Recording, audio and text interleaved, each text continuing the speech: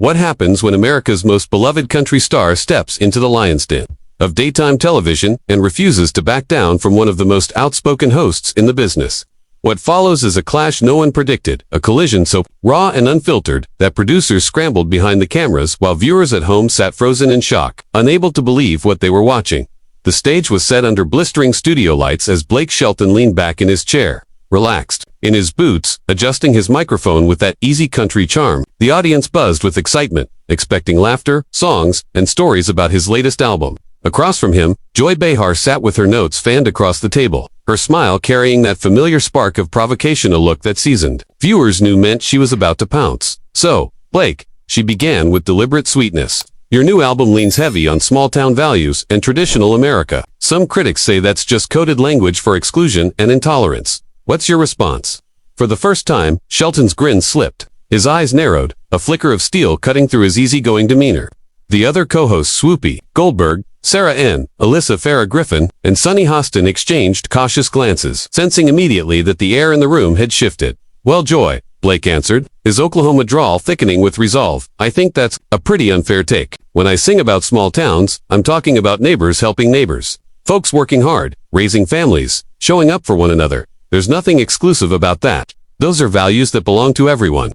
Joy leaned forward, shuffling her notes with theatrical precision. "But Blake," she pressed, "when you talk about keeping things the way they've always been, when you romanticize the past, aren't you ignoring the fact that the past wasn't equal or welcoming for everyone? Don't you realize your words send the message that change isn't welcome and certain people aren't welcome?" The tension thickened. Camera operators adjusted their frames, sensing they were capturing more than an album plug. This was no puff piece interview. This was a battle. Blake shifted forward, unclasping his boots and resting both hands on the table. His tone stayed steady, but a new sharpness edged every word.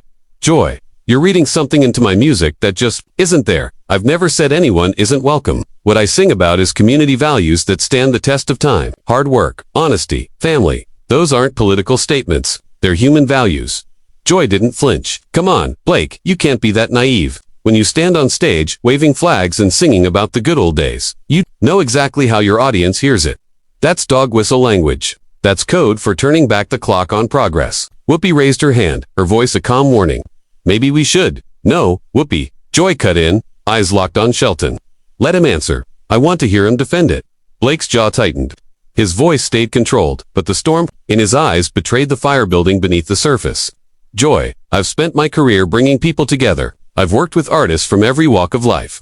When I look out from that stage, I see faces of every color, every age, every background singing along together. That's what America looks like to me."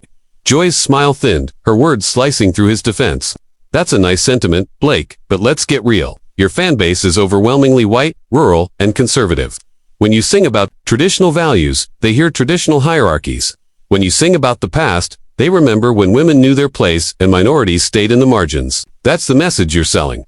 The studio froze. Even the crew held its breath. Sunny leaned forward, concern written across her face. Sarah shifted uncomfortably in her chair. Shelton's expression hardened. The boyish country star, replaced by something colder, steelier, that is completely out of line, he said, voice low and dangerous. "You're putting words in my mouth and projecting things onto my fans that don't belong there. You don't know me, and you don't know them." Joy reclined slightly, but her glare stayed firm. "I know what I see. I know what your industry profits from. You can dress it up in words like community and values, but at the end of the day, you're cashing in on nostalgia for an America that wasn't fair, wasn't equal, and wasn't free for millions of people." Blake shot up from his chair. His microphone screeched feedback, making the audience gasp. Producers rushed to the sidelines, gesturing frantically, but he stood tall, fire in his voice. "You know what, Joy? I came here to talk about music, about connection, about joy, but you've turned this into a political ambush. I won't sit here while you accuse me of spreading hate when everything I do is about bringing people together." Joy's voice rose to meet his. "So now I'm the problem. I'm asking real questions about the meaning in your music, and suddenly I'm ambushing you. This is exactly what I'm talking about. The moment someone challenges you, you get defensive and stormy." "I'm not angry at the questions," Blake shot back, hands slicing the air. "I'm angry because you twist my words and smear millions of good people. You sit in your New York bubble and pass judgment on communities you don't even know. That's prejudice. Joy, yours, not mine." The other co-hosts scrambled to steady the show. Whoopi leaned forward, firm into her mic. "Okay, everyone needs to take it down a notch. But Joy wasn't done. Her eyes burned with conviction. Prejudice. No, Blake, I'm calling out what I see. I'm calling out a culture that has excluded people for decades. And when I do, you lose your cool. That tells me everything I need to know. What it should tell you, Blake cut through, his voice sharp as glass, is that you're wrong, dead wrong. But you're too convinced of your own righteousness to even consider it. That's the problem. Here, not me, not my fans, not my music. The audience was now a restless tide, murmuring, shifting, some even rising from their seats to catch every second of the spectacle. Security edged closer to the stage, waiting for a signal. Live television had become live battle and neither side was willing to retreat. Asterisk just beyond the cameras. Producers hovered nervously, uncertain whether to intervene in what was still, technically, an interview. The tension had reached its peak, and finally, Joy Behar rose to her feet, her voice slicing through the thick air like a blade. You want to talk about bubbles? Blake, fine. Let's talk about the one you live in. The bubble where you can sing about the good old days without acknowledging those days weren't good for everyone. Where you can profit off nostalgia without ever taking responsibility for what that nostalgia represents. Blake's face burned red, the trademark charm that usually disarmed critics nowhere to be found. He shot back, his voice tight with anger. Unbelievable. Joy, you're so determined to make this about race, about politics, about everything except what it actually is. It's music. It's celebrating the people and places that raised me. But you can't see past your own agenda. Long enough to hear that, Joy let out a sharp, bitter laugh, shaking her head. My agenda. My agenda is equality. Blake. My agenda is making sure that when we celebrate America, we celebrate all of America, not just the parts that make certain people comfortable. Sunny Hostin finally managed to wedge herself into the fray. Her tone, professional, though strained with the effort of balancing the moment. I think what Joy is trying to say, she offered carefully, is that music carries power. And with that power comes responsibility to consider how your message might be interpreted. Blake turned abruptly toward her, his frustration now branching outward. Sunny, I know you're trying to help, but I don't need anyone explaining to me what my own songs mean. I wrote them. I lived those experiences. And I'm not going to apologize for celebrating the community that made me who I am just because it makes some people uncomfortable. Joy stepped closer, her voice dropping into a lower, more dangerous register. Nobody's asking you to apologize for your community. Blake, what we're asking is for you to acknowledge that your platform reaches far beyond it, that when you romanticize a certain version of America, you're also sending a message to people who might not have been welcome in that version. Blake folded his arms across his chest, his stance firm, his glare unyielding. And what message is that exactly? Joy, that hard work matters, that family matters, that taking care of your neighbors matters. Because those are the messages in my songs. And if that somehow threatens you, then maybe the problem isn't with my music. With your perspective, Alyssa Farah Griffin leaned forward, her tone careful, diplomatic. Blake, I don't think anyone here is threatened by those values. The concern is about context, about making sure that when we celebrate traditional values, we're not unintentionally excluding people who share those same values but don't fit the traditional image. For the first time, Blake's expression softened, if only slightly. He turned to Alyssa, his voice less sharp. Alyssa, I respect what you're saying. I do. But I shouldn't have to preface every song with a political disclaimer. When I sing about my hometown, when I honor the people who raised me, I'm not making a statement about who belongs and who doesn't. I'm telling my story. But Joy wasn't finished. She leaned in, relentless, her voice heavy with conviction. And that's the problem, Blake. Your story doesn't exist in a vacuum. When you tell your story on national television, when you sell millions of records, when you shape the way people think about America, you have a responsibility to consider the impact of the story you're telling. Asterisk the impact. Blake's voice cracked as it rose, his composure unraveling. The impact is that people feel less alone. That someone working 2 jobs to keep food on the table hears a song and knows their life matters. That communities written off by people like you finally feel seen. Joy's brows shot up, her voice slicing in dangerously. People like me. What exactly do you mean by that, Blake? The words hung in the air like a live wire, the whole studio aware he was about to step into a place he couldn't step back from. The camera stayed locked, recording what was rapidly turning into television history. Blake hesitated, as if he knew the trap, but fury outweighed caution. I mean people who think they're better than everyone else, who judge entire communities without ever trying to understand them. People who think their degrees and their coastal addresses make them morally superior to the rest of us. Joy laughed, sharp and humorless. There it is. The real Blake Shelton. Not the awshucks country boy, but the resentful populist who treats education and city living like character flaws.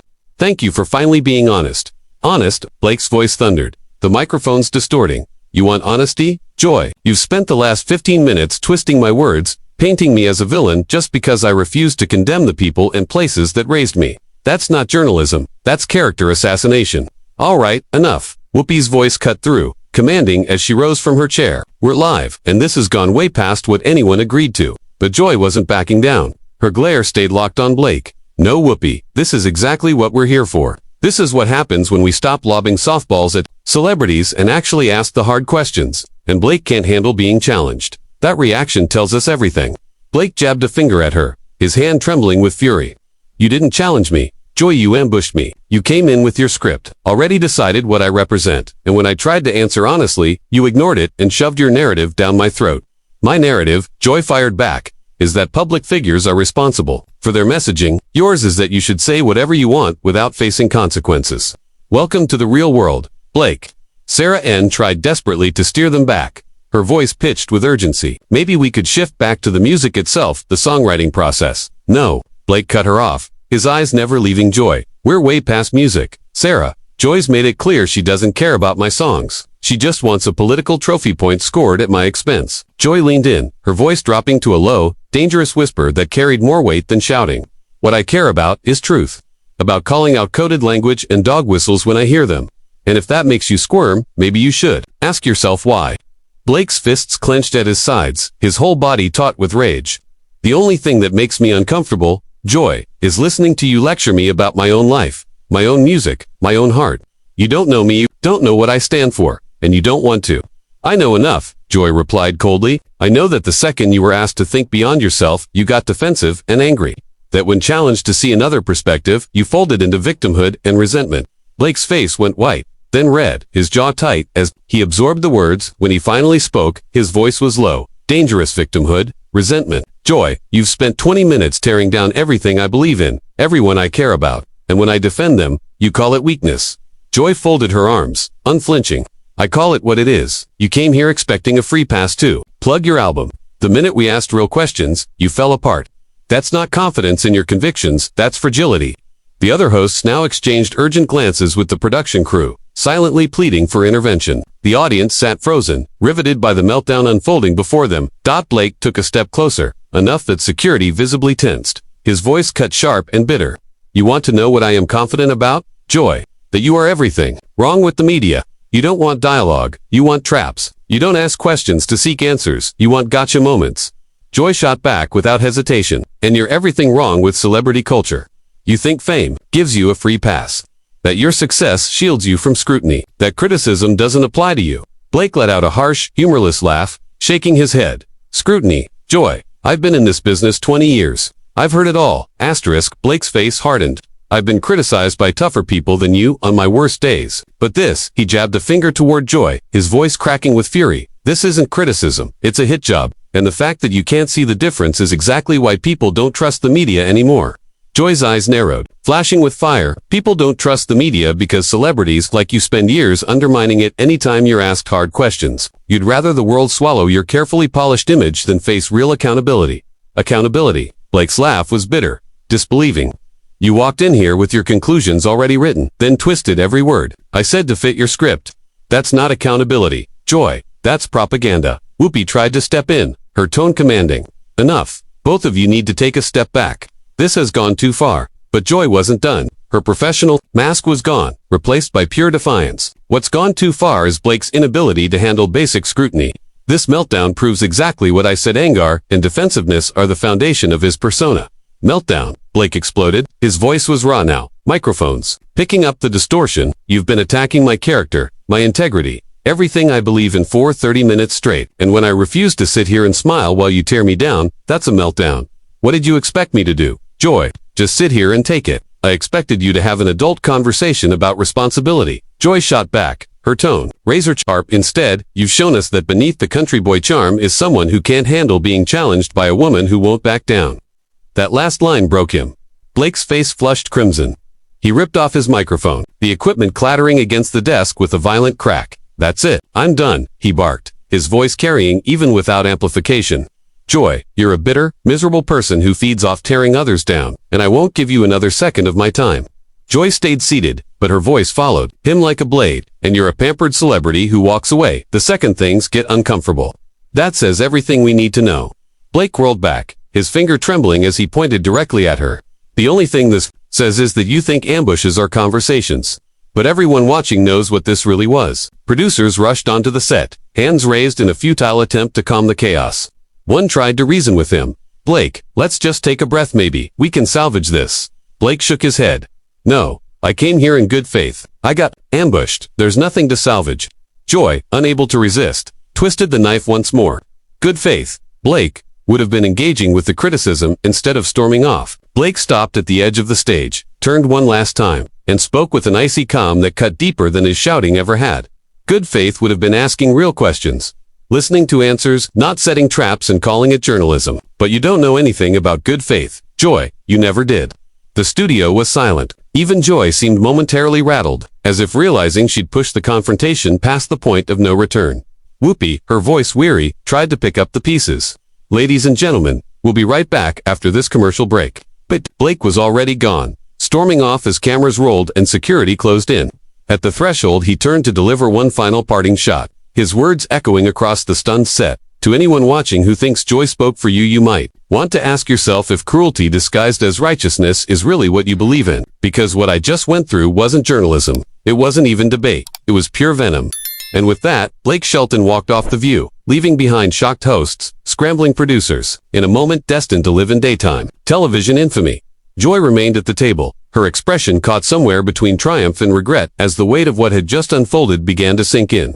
The cameras, merciless as ever, captured every second of the fallout.